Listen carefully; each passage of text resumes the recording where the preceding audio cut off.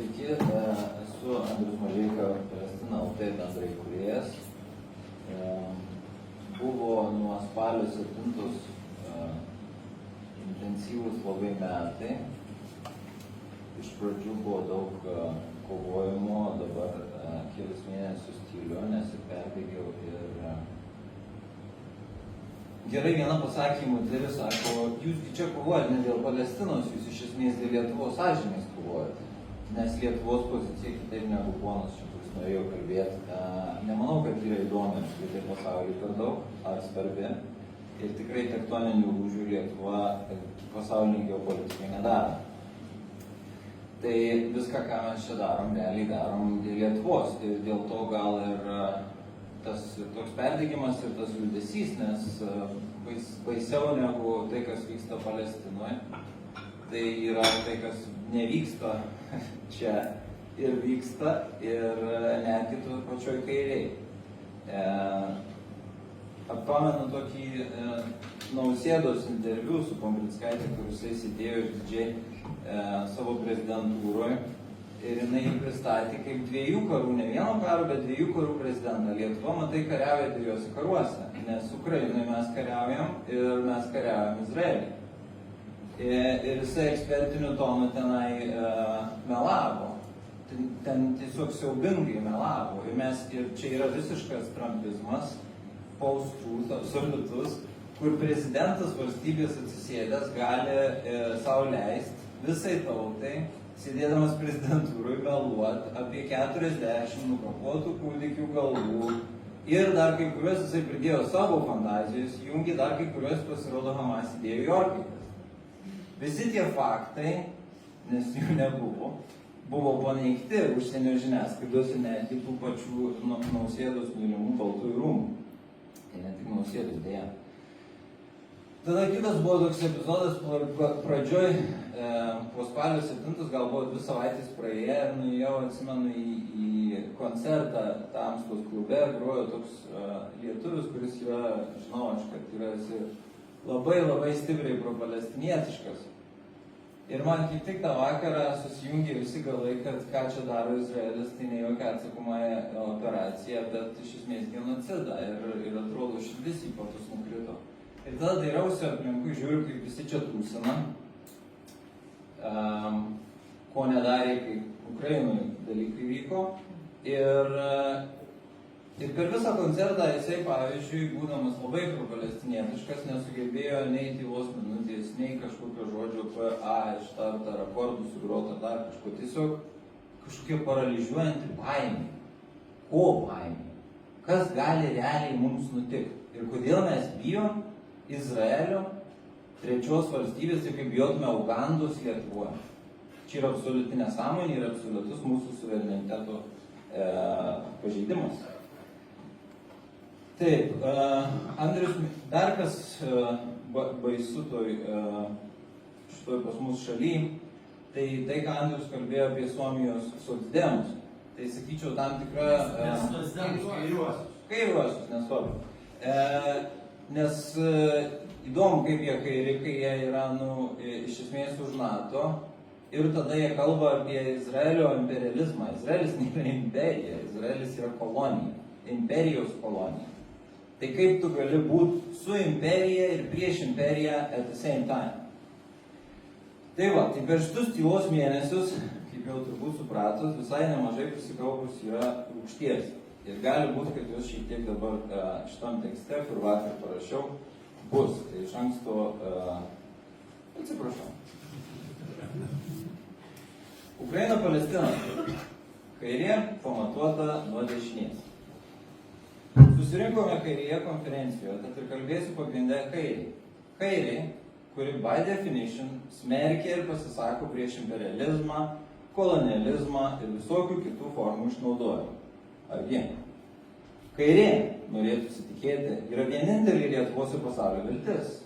Juk bandyt sionistą ar vyčių ginkluotą augalvotą karui pasiruošusi šiuolaikinį pagonį atvesti protą yra taip pat neįmanoma, kaip konservatoriams gyvuot be Rusijos ar Algį Ramanauską išmokyti nebūt Hamu.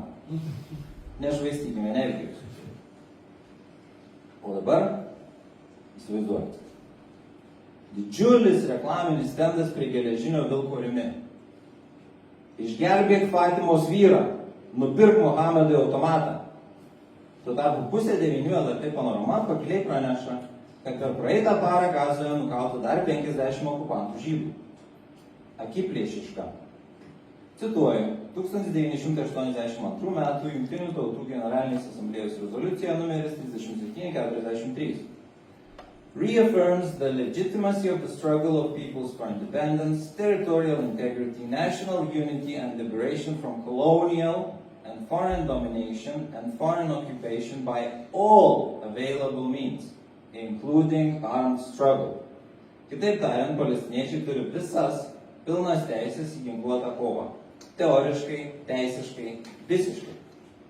O praktikoje viskas yra kiek kitaip, nes Palestina ne Ukraina.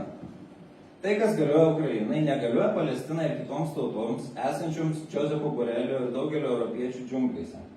Ir lietuvių. Ukrainos karas išimtinis, vienintelis ir unikalus žmonijos istorijoje. Net karo nusikaltimai, pamenate Amnesty International ataskaitą. Čia ne nusikaltimai, o gynyba. Bet sugrįžkim prie Palestinos. Kaip plačiai priimta kairiųjų Palestinos rėmėjų tarpe, po tokio mini išpuolio privalau priklaukas atsiprašyti ir jūs visus užtikrinti, kad jokių būdų neremiu Hamas, o gal net jį smerkiu. Nuo to ir turėjau pradėti. Sveiki, mano vardas Andrius ir aš smerkiu Hamas. Ne tik smerkiu Hamas, bet ir nurodau palestiniečiams, kaip jie gali ir negali kovoti dėl savo laisvės. Nes aš, europietis, žinau geriausiai. Remiuosi šimtmečiais patirties braižant spalvotiems jų valstybių sienas bei juos civilizuojant. Taigi geriausias sprendimas Palestinai veganiškas. Smerkiam visą smurtą ir visą terorizmą ir konflikto pusės raginam kuo greičiau sėsti dėrėtis. Gyvenkime draugiškai. Nu kaip ten jie per tiek metų nesusitarė? Smerkime visą smurtą ir visą terorizmą, nebent jį vykdo ukrainiečiai. Smerkiam visus nacius, nebent jie vadinasi Azov. Smerkiam visas atakas prieš civilius, nebent jų aukos Maskvos daugiabučių gyventojai. Smerkiam visus genocido rėmėjus, nebent jie yra NATO nariai. Smerkti Hamas tiesiog geras skonis, juk laisvasis pasaulis, JAV, Europą, Kanadą ir jų vasalai Hamas vadina teroristais. Kamanų džiunglės niekam neįdomu. Vis tik prisiminkime, kad terorizmas į kampą įvaryto ginklas, kai lygi kova mūšio lauke jam nėra prieinama. Ar kaip yra Gazos atveju, visas mūšio laukas telpa į Vilniaus teritoriją. Ar pamenat, kai buvo smerkiamas teroristas Nelsonas Mandela? O ką sakyti apie pagarsėjusį bankų plėšiką Jose Mujiką, dar žinoma kaip neturtingiausias prezidentas pasaulyje buvęs? Smerkti palestiniečių teisę gintis ginklu, atsiprašinėti už jų vykdomą smurtą, tai šokti pagal dešinės muzikėlę. Matuotis kairę nuo dešinės. Šis fenomenas, kai kairė sukasi aplink dešinės naratyvą ir stengiasi šios neįžeisti nuoga nepatogia tiesa, dėja neapsiribuoja tik Palestiną. Čia platesnė kairės diagnozė. Remiu Palestiną ir remiu NATO. Kalbant apie Palestiną, neišvengiamai tenka kalbėti ir apie visų civilizuotų žmonių ir demokratinių laisvių saugotoje, nei vieno gynybinio karo nekariavusi, bet užpuolusi kelias valstybės, visų gerbiamą gynybinį NATO aljansą. Kaip čia yra, kad labiausiai Ukrainą remiančios valstybės yra būtent tos, kurios, pamojuodamos pirštu ir papardamos griežta retorika, intensyviausiai remia ir įgalina Izraelio Gazoje vykdomą genocidą. Kaip nutiko, kad aršiausi Ukrainos karo tęstinumo rėmėjai taip pat yra aršiausi Izraelio rėmėjai. Gaza, Palestina, kovoja ne tik su Izraeliu, o su visa dabartinė taisyklėmis pagrįsta pasaulio tvarka. Jei domėjotės BDS judėjimu ir svarstėte, kad reikėtų boikotuoti Izraelį, ta mintis buvo išsakyta, turėjote pastebėti, kad boikotuoti reikėtų praktiškai viską. Nuo McDonald'o iki kėdukų. Jei rašydami apie Palestiną susidūrėt su Facebook'o ar Google'o cenzūra, tik jūs supratot, kad naudojatės sionistų kontroliuojamą platformą. Jei sekat jungtinių tautų ar tarptautinio teismo sprendimus, turėjot pastebėti, kad nei tie, nei anie Izraeliui negalioja. Tarptautinė teisė galioja tik tuomet, kai tai tenkina imperijos interesus, JAV imperijos žinoma. O ICC yra Afrikos, Balkanų ir Putino teismas. Šie interesai, o neatsitiktinumas lėmė, kad ginklus skirtus Izraeliui ir Ukrainai JAV sudėjo į vieną ir tą pačią dėžę. Ir nežinojimo ar savo žydiškų šaknų vedamas Zelenskis išreiškė visišką paramą Izraelio vykdomam genocidui. Imperinius interesus nekartą patvirtino ir prezidentas Bidenas, kai atvirai ir tiesiai pareiškė, kad jei Izraelis neegzistuotų, tai JAV turėtų Izraelį išrasti tam, kad šis atstovautų JAV interesus regione. Išrasti Izraelį. Imperijos interesai taip pat nustato ir kalba, kuri yra leistina ar netgi būtina naudoti. Unprovoked terrorist attack. Kažkur jau girdėtas šablonas. Jį itin ir gerai ištreniruotus papūgos kartuoja mainstreaminės vakarų žiniasklaidos priemonės, politikai, apžvalgininkai, garsenybės ir influenceriai. Šimtus, tūkstančius, milijonus kartų, kol tai įsirašys jiems patiems ir mums į pasąmonę it mantra. Unprovoked. Unprovoked terrorist attack. Unprovoked full-scale invasion. Unprovoked. Belieka laukti, kol juos ištiks tapytoja Bušą suklupdęs Freudian slip. Unprovoked. Tikrai? Vienai pusiai karinės pratybos, kitai provokacija. Vienai atgrasimo, kitai provokacijos politika. Sukeis pusės, gausi tą patį. Šis ratas beribis ir bent kairė neturėtų šokti lovą su vienu banditu, kad šis atgimtų nuo kito. Su kuo sutapsi, tuo ir patapsi. O gal jau tapom, kai Lietuvos pareigūnai prisiekė remsią Izraelį visai, kaip tik reikės. Suprast ir ginklų duos genocidui tęsti. Per plauką nepasakiau duosim, lyg Lietuvos valdžia būtum visų mūsų atstovų. Anaip tol. Tai akivaizdu pasižiūrėjus į prezidento rinkimų rezultatus. Didžiam Lietuvos politinės scenos ir kairės ir dešinės pasibaisėjimai antisisteminiai kandidatai ir antisemitinis surinko 28,8% balsų. Trečdalis Lietuvos mano kitaip.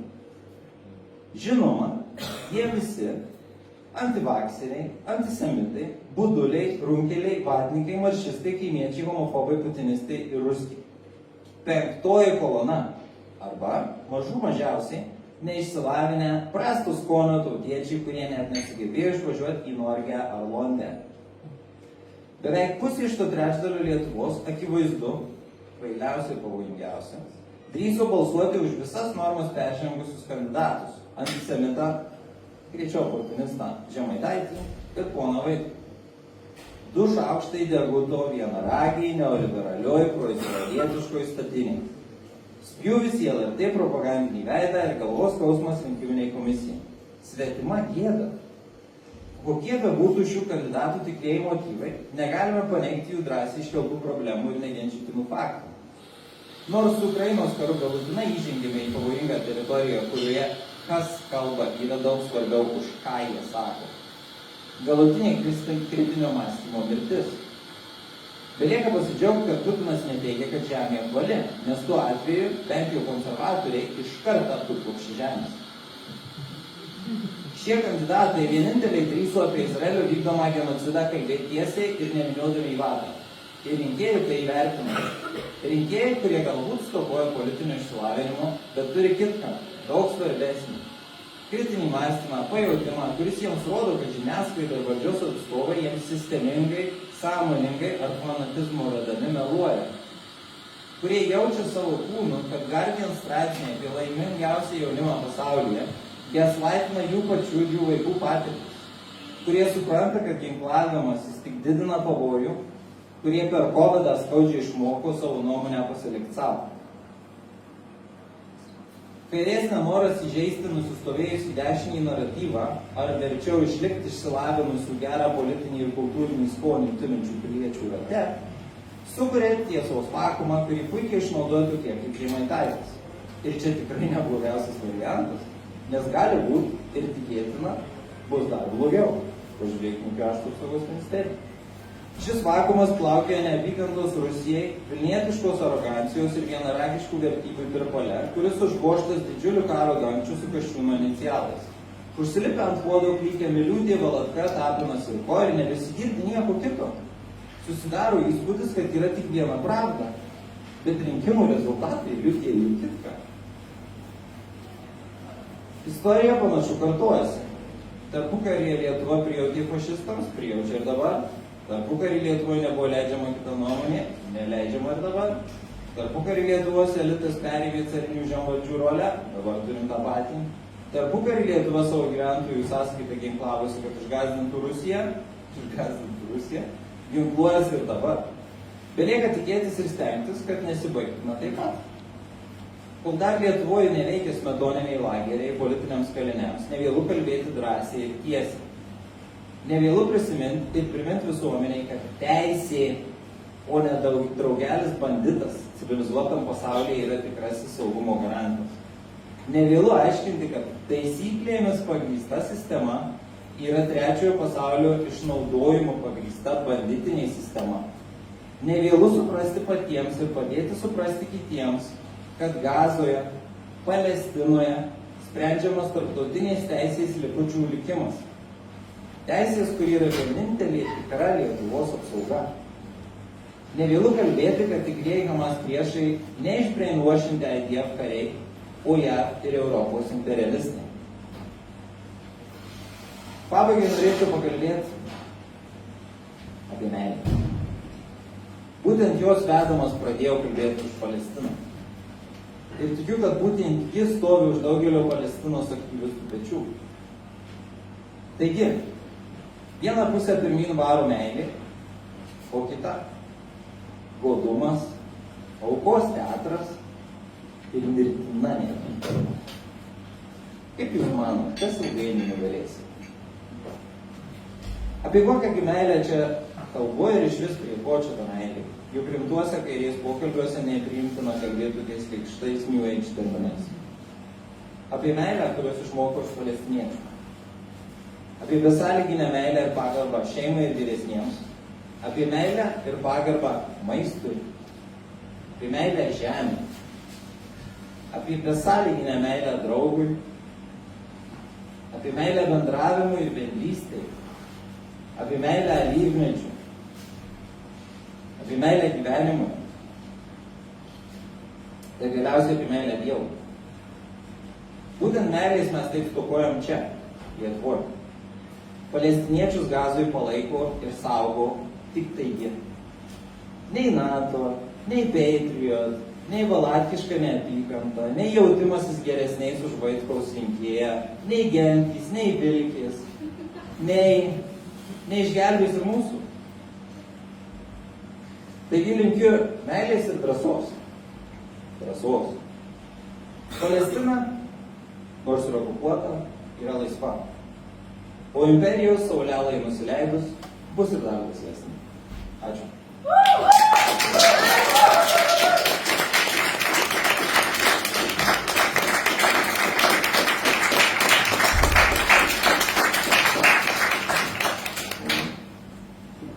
Good. Gerai. Klausimai, Kęstuti? Ačiū. Jolanta gerą klausimą iškėlė, kaip įvardinti tiksliai terminais, tai aš siūlyčiau verbų sukilimas smurtinių protrūkių, kadangi mes žinome istorinį pavyzdį iš Indijos visuotinio taikaus pasipriešinimo sukilimo. Tai būna ir tokio sukilimo. Ir buvusi sukilimas smurtinių protrūkių. Viskas labai aišku persiliška. Ir aš nesutinku, kad visi lietuviai staiga virto sionistais vien jau todėl, kad publikavau straipsnį atkirpdamas Rūtos Vanagaitės knygai, vadinasi buvo Jūsiškiai arba kita žydų ir lietuvių įtampų pusė, kur aš pagvildenau šios klausimus. O dabar aš nesutinku, kad Izraelis vykdo imperinę politiką, nes, pavyzdžiui, izraelitai nebe pagrindu aiškina, kad jie negali pripažinti Palestinos valstybės vien todėl, kad laimės rinkimus Hamasas, kuris deklaruoja, kad jų tikslas išnaikinti žydus visus iki paskutinio. Va. Tai, kad mūsų čia kalbėjimai nebūtų bla bla bla ir vien sokos politikavimas, Tai aš siūlau kreiptis partijos kartu vardu į visas kitas Lietuvos partijas ir Lietuvos prezidentą, reikalaujant taikios Palestinos valstybės pripažinimo, siekiant ramybės palestiniečiams ir Izraeliui tolesnio klestėjimo. Ir mes matome, pabrėžiant ypač šitą taikios Palestinos valstybės, kad būtų abi pusės patenkintos. Ir aš sakau, kad čia mes stebime pirmiausia ne imperializmą, o dviejų nacionalizmų susidūrimą visame etnosų susidūrimo kontekste. Arabų ir judėjų, kuris yra kur kas platesnis negu Izraelis. Tai kiek aš noriu.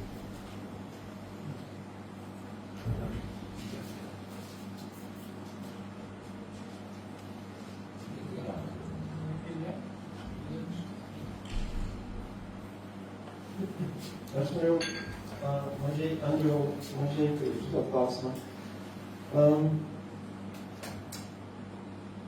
Ar iš vis įmanoma tam regione taika, kol iš vis egzistuoja dominavimas Amerikos regione?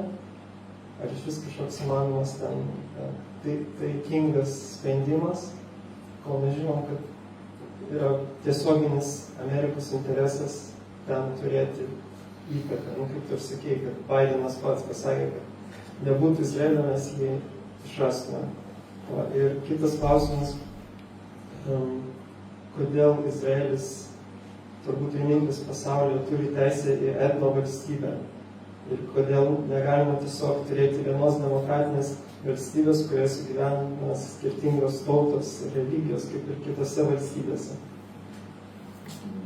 Galiu pradėti nuo antro, nes dar tas etno klausimas yra, sakyčiau, ar yra etno ar religija jos sieja. Ar jie etniškai tokie patys, žiūrint juos taip neatrodo, ar jie siejami religijos. Tai čia būtų valstybė religinių pagrindų tokiu atveju. Bet čia labai geras pointas, kad realiausias,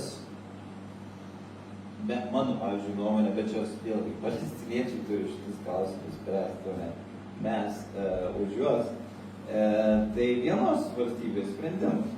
Nes ką reiškia dvi valstybės? Ir apie kokią jūs kalbat dvi taikios valstybės?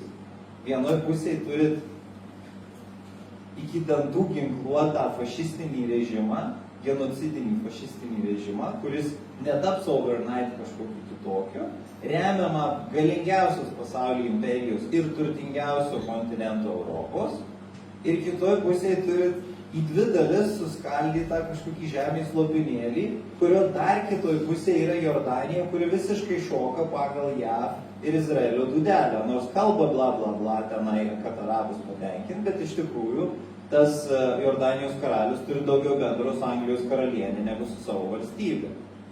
Tai kaip gali tokia valstybė egzistuoti? Tai yra absoliučiai neįmanoma. Palestiniečių terorizmas neegzistuoja, nuolatinė apšaudymai. Ai, jūs čia šnekat apie tą terorizmą. Laisvės kova vadinkit gal. Kodėl jūs taikot jiems kitus standartus? O pirmą klausimą dabar primink. Ar gali būti taika tenai? Jeigu JAV egzistuoja. Tai JAV greičiausiai ir egzistuos ir toliau, tik tai JAV įtaka buvo, kaip matom, keičiasi ir greičiausiai mažėja, tai čia labai sunku pasakyti, bet kol JAV tenai, tai žinoma, kad ne. Ir ne tik JAV, pasižiūrėkit jį, kodėl visą laiką JAV, tik tai JAV čia projektas. O kur nekaltoja Europos Sąjunga? Kas siunčia ginkluotę tenai? Kas visą laiką užnugarį duoda? Ne Vokietija, ne Prancūzija, ne Didžioji Britanija, Motherland, Izraelio, išvis mama pagimdžiusi Izraelį.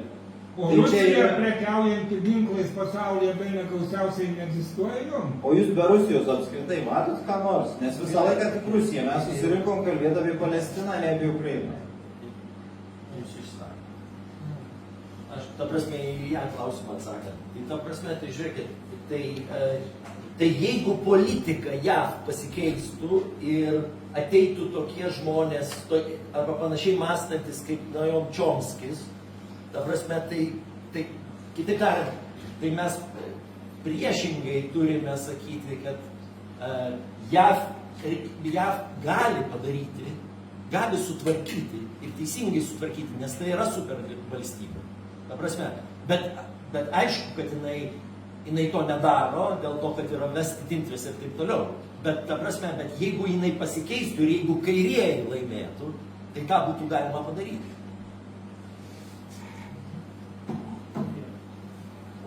Aš čia trumpai noriu sureaguoti į Andriaus tą pranešimą, kuris buvo labai emocionalus, bet tam tikras skirtis tu brėži tokias, vėlgi, labai skirtingai nuo to, pavyzdžiui, kaip Andrius brėžia, ar ne? Nu, yra tos tokios skirtis ir aš truputį nelabai supratau, tu kaltini kairę dėl Lietuvos kažkokių pozicijų ir sprendimų.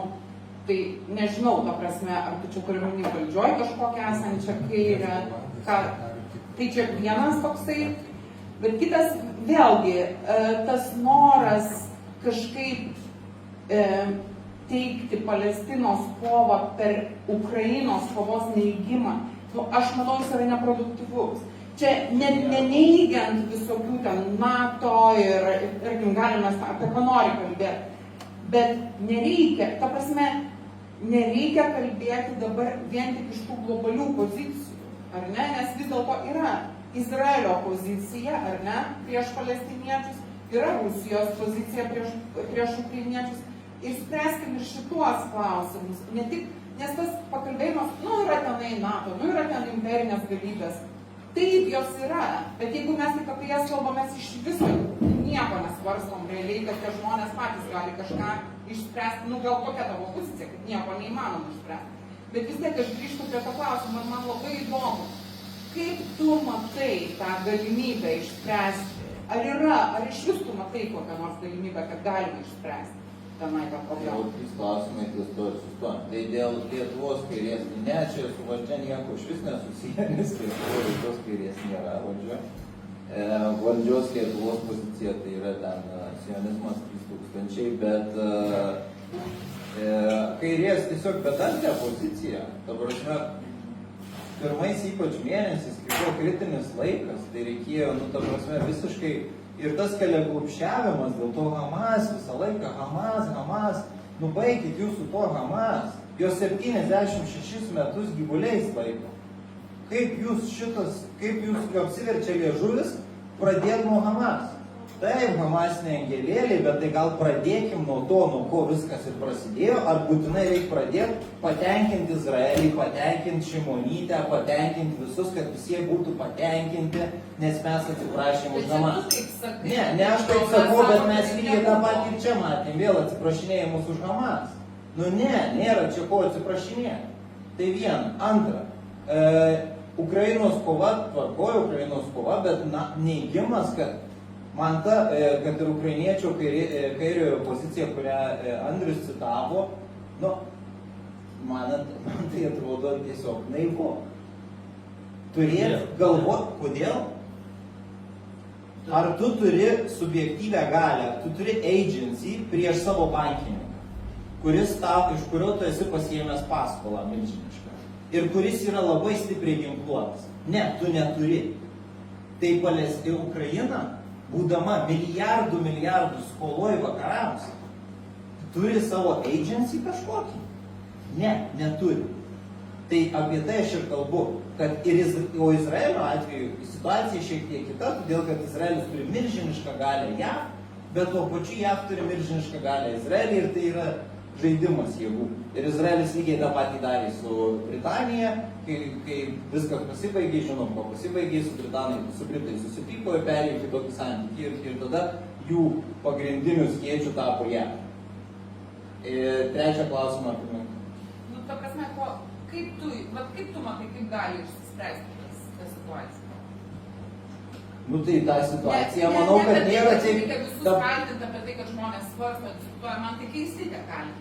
Bedantės, nebedantės, kritinės pozicijos žmonės turi išmastyti, išdiskutuoti. Bet visada pradedam nuo intro, punktas numeris 1, Hamas. Gerai, bet... Nu kas pradeda? Tai dabar pasakyti. numatyta, bet tu, nu, ta prasme, esminis Dėl to, klausimas yra kas gali būti, tai būtų gan paprasta tą padaryti. Ta prasme, jeigu Europos Sąjunga įvestų sankcijas, pavyzdžiui, Izraeliui, JAV nutrauktų ginkluotės tiekimą, nes gal jūs nežinot, bet ginkluotės kiekis naudoti Gazoje yra protų nesuvokiami. Ir Izraelis tokių ginkluotės kiekių neturi.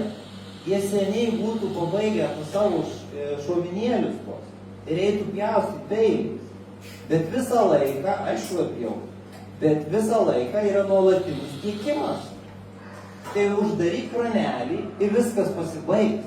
Ir nereikės čia mums sėdėti ir aiškintis vienos valstybės sprendimas, dviejų valstybių sprendimas. Iš Izraelio reikia atimti galią, parklupdyti juos ant kelių ir tada galima bus kalbėtis. Ir tada kalbėsim apie taiką, tik tai tada kalbėsim apie taiką. O kol kas tai kalbam tik apie kovą ir išsilaisvinimo kovą. Ir tik tai, kai šitas baigsis, tada kalbėsim apie taiką. Kalbėjimas apie taiką yra jų negerbimas, yra jų žeminimas. Taip, tas pats, kaip ir aš sakyčiau, ukrainiečių, bet dar man įdomu, dar įdomu paveikti. Bet kokia ta taika? Ar tu tiki, tu jau pasakai, kad netiki dviejų valstybių, ar ne, to variantų? Ką jie paminėjo, kad pulti etninę valstybę, bet ar realiai tai yra įmanoma? O kokią situaciją turim Ruandui? Turbūt nėra labai smagu su kaimynu bendrauti, nueit pirkti duonos iš to, kuris iškapojo tavo šeimai galvas. Peiliais, nes ten gabonų. Bet jie gyvena. Ne, tą aš atsakiau klausimą.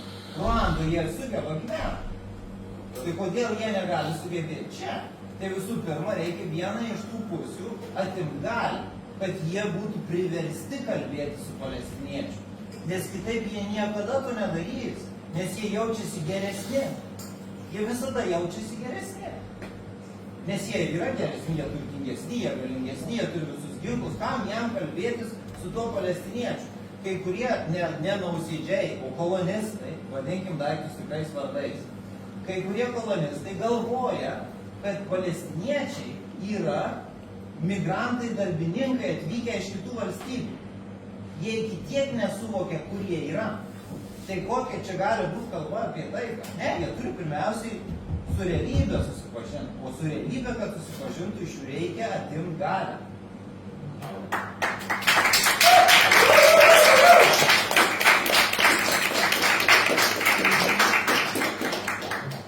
Trumpą replikuoti. Ne, aš tiesiog man, žinai, iš pykčio pozicijos kalbėjimas, tai man nieko nepadeda, nors aš esu irgi labai pikta ir taip toliau. Ir aš suprantu visą tą užsilimą, nes šiaip tarptautinė teisė yra tos kolonializmo palikimas, bet iš mano perspektyvos aš vienintelį tą, ką turiu ir ko mano įrankis yra ir naudoti prieš iš stiprios pozicijos. Tai čia vienas dalykas. Bet neminėti Hamas, mes esam čia tik todėl, kad įvyko tai, kas įvyko. Mes nebūtumėm prieš tai, kai ten vyksta, nieks nekalba. Iki to dalyko mes nieko nekalbam. Tiesiog, kadangi paminėjai Generalinės asamblėjos rezoliuciją dėl teisės ginkluotą kovą, aš turiu pastebėti, kad mes jau tarptautinę teisę čia apsiginkluojam, tarptautinę teisę nustato ir taisyklės tos kovos. Tai dėl to mes ir minim, aš irgi kalbu apie palyginimą su namais ir terorais ir užpuolimus ir panašiai, ir darbų sukilimą, bet yra tai, kad yra ir nepasmerkti ir tada apsimesti, kad gynėjams tarptautinę teisę, mums irgi galioja tas pats. Mes tada, jeigu taikom teisę, tai taikom ir iš tos pusės pažiūrėjus. Nesuprantam kontekstą, tai mes suprantam, bet, ta prasme, nežinau, net toj pozicijoje atsidurti, kad, pavyzdžiui, aš kas porą dienų gaunu meilės žinutes iš vieno žydų bendruomenės vadovo apie savo draugelius, neva Hamas, terorizmo gerbėjus ir taip toliau, bet aš bandau nepasiųsti jo niekur, nes nepadeda tai. Nors iš tikrųjų, patikėkit manęs, tą, ką aš gaunu, aš jau nebegaliu tarsi emociškai tvarkytis su tais komentarais, bet nėra sprendimas. Aš negaliu tokio sprendimo apsirinkti. Bet dėl Hamas ir taisyklių karo. Taip, buvo padaryti karo nusikaltimai, aišku, daug mažiau negu teigiama, bet suraskit man kitą laisvės kovą, kitą karą, kuriame nebūtų vykdomi karo nusikaltimai. Tarptautiniai teisė kare veikia labiau kaip guidelines, iš esmės. Deja. Tai va, tai kodėl mes darom, kodėl mes akcentą dedam ties jų įvykdytais karo nusikaltimais, o ne 76 metus kasdien Izraelio vykdytais visokiausiais nusikaltimais. Va apie šitą vietą, kad galim kalbėti apie Hamas nusikaltimus, bet tai kažkada ten, kai išspręsim šitus kitus, nes čia yra esmė. Nes jeigu mes fokusuojamės ties Hamas, mes tik tai žaidžiam Izraelio žaidimą.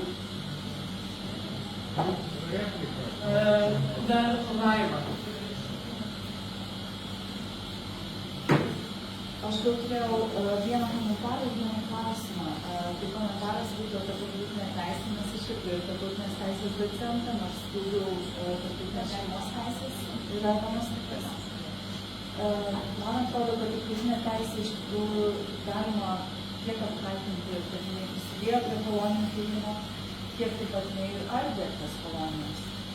Ir man atrodo, kad Andriaus pranešime tai ir buvo gana niuansuotas požiūris, kad iš vienos pusės tai yra taisyklės, mes jų nesilaikoma, bet iš kitos pusės tai mes dabar kovojame dėl tarptautinės teisės įvairiuose laukuose.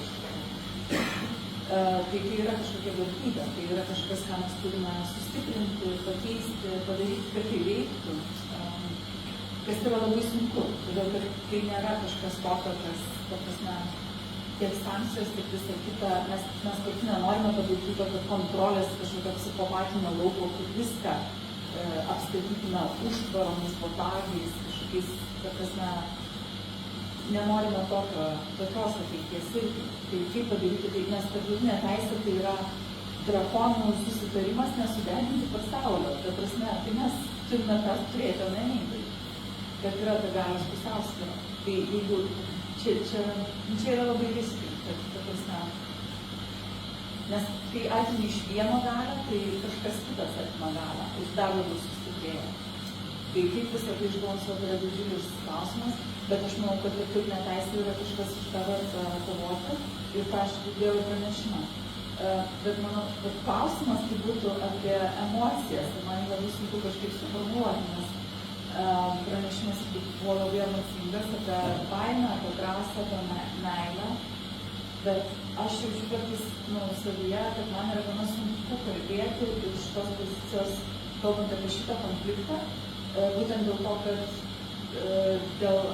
dėl Žemaitaičio, dėl visų kitų, dėl holokausto, aš jaučiu, kad iš viso, ar gali kalbėti tam tikri žmonės tokie kaip, ar gali imperialistas kalbėti, ar galima kalbėti iš, aš galvoju apie tas straipsnis, tai can subaltern speak, ar gali subalternas kalbėti.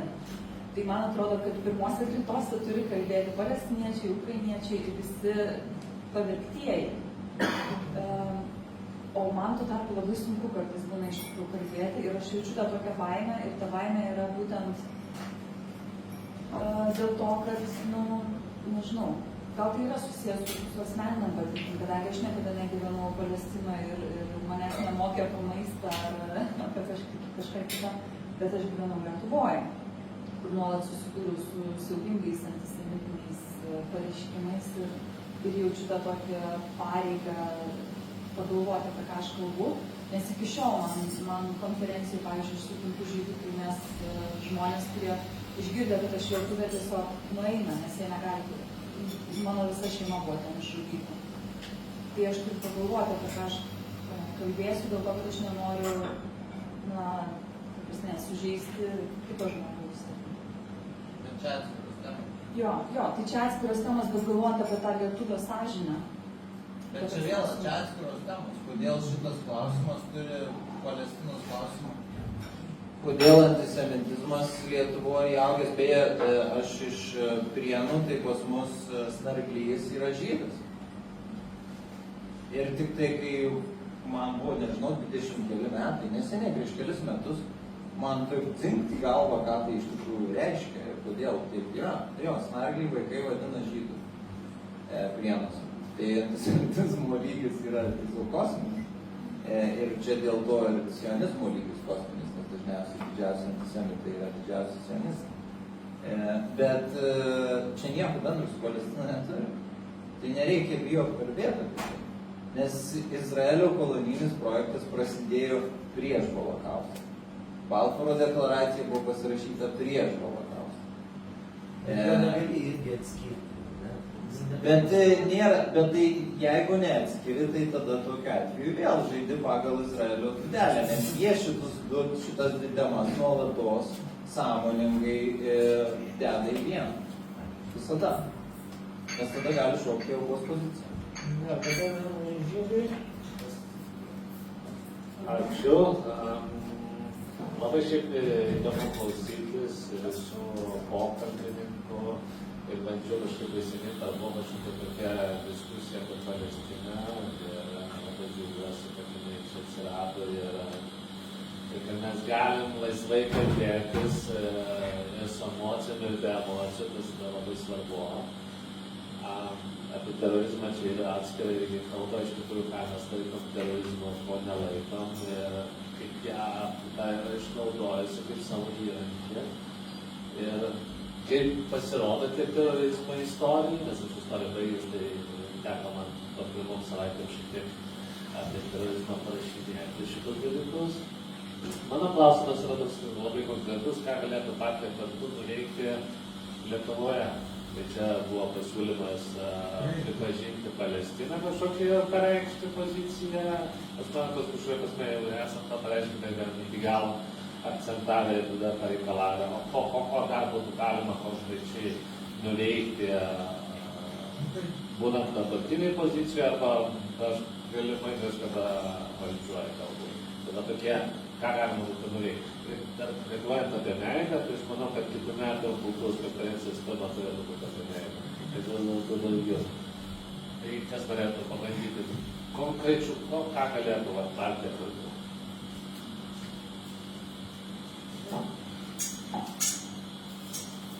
Nežinau,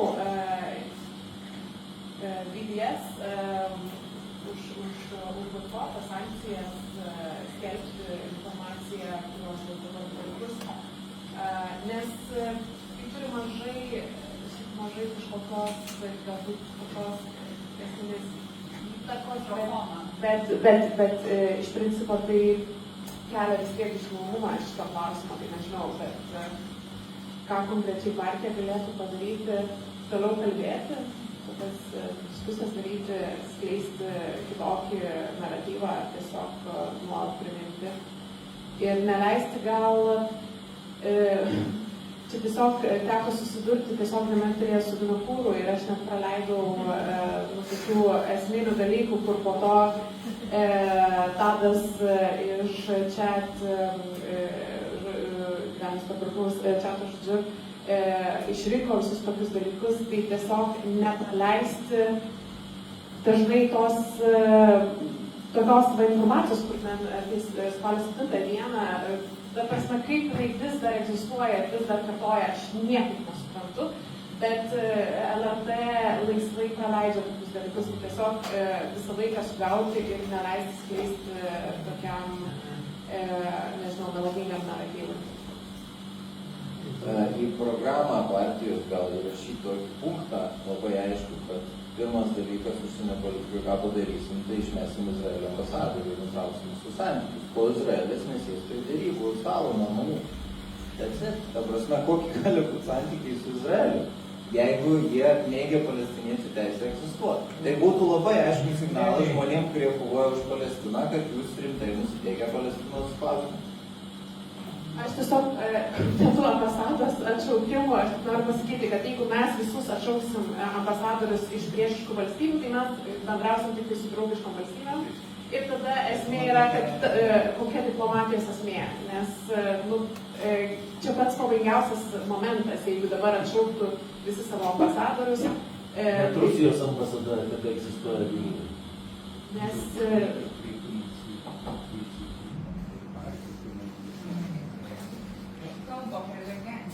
Ne, tai tiesiog aš manau, kad diplomatija skirta bendrauti ir su priešais, nu tam privalo būti tos atstovybės ir čia yra galima gal išsikviesti pokalbį ir panašių dalykų, bet visus išmesti, tai čia nieko tas nepadeda.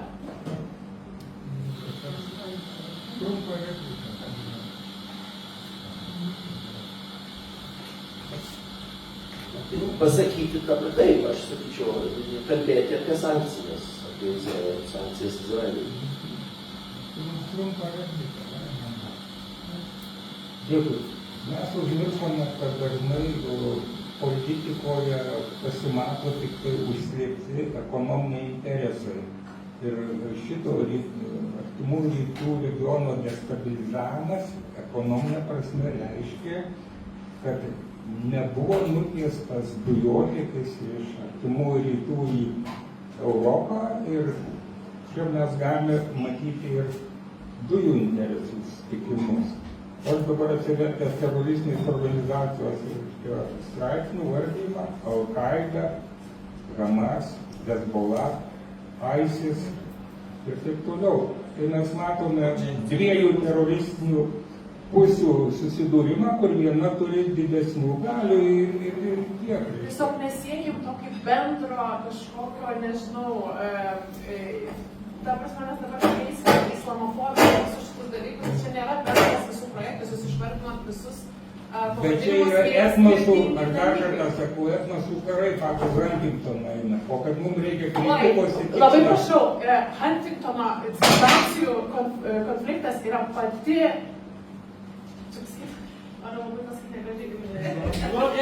idiotiškiausia knyga. Ačiū už nuomonę, ačiū už nuomonę.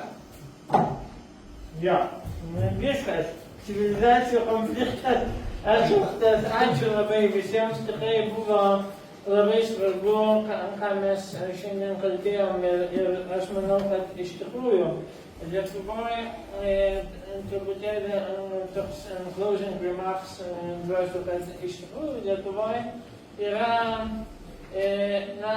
problema yra ir su teisė ir su galia, nes mes Lietuvoje kažkaip tai labai,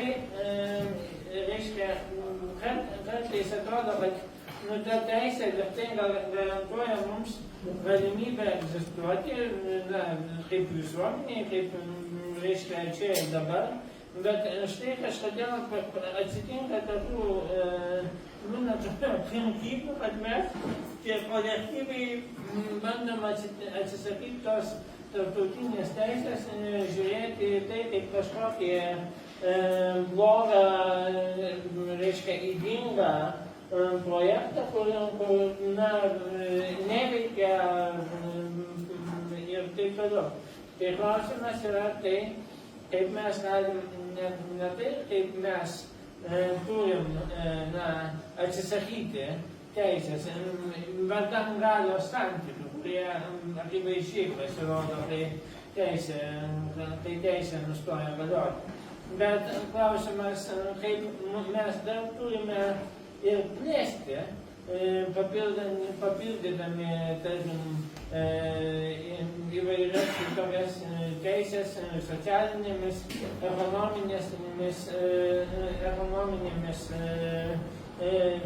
teisėmis. Ir akivaizdu, kad mes labai dažnai pamirštame, kad yra kartais tai būna ne konfliktas tarp dviejų kažkokių lygių subjektų, bet tarp galią turinčio subjekto ir